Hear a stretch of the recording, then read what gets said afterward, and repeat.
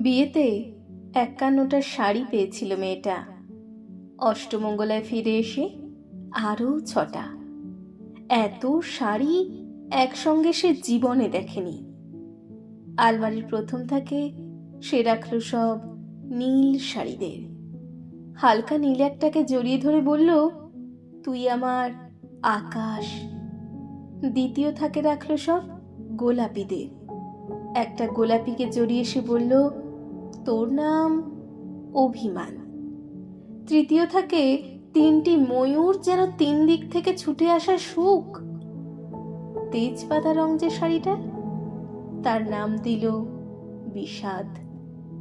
সারা বছর সে শুধু শাড়ি উপহার পেল। এত শাড়ি সে কি করে এক জীবনে পরবে? কিন্তু বছর যেতে না যেতেই ঘটে গেল সেই ঘটনাটা।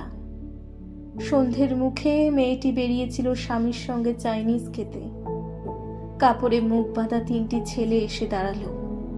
স্বামীর তলপেটে ঢুকে গেল ১২ ইঞ্চি। ওপর থেকে নিচে নিচে নেমে ডান দিকে যাকে বলে এল। পড়ে রইল খাবার। চিলি ফিশ থেকে তখনও ধোঁয়া উঠছে। এর নাম রাজনীতি, বলেছিল পাড়ার লোকেরা। বিয়েতে ৫১টা শাড়ি পেয়েছিল মেয়েটা।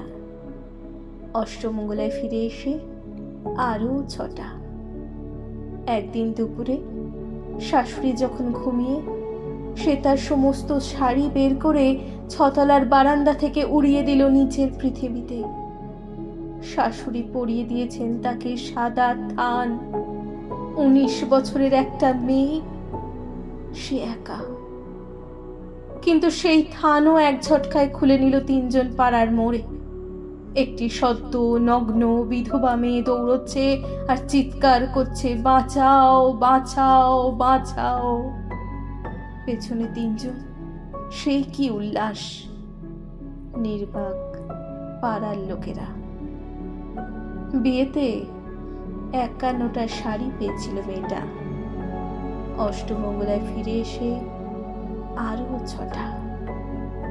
বিয়েতে ৫১টা শাড়ি পেয়েছিল মেয়েটা।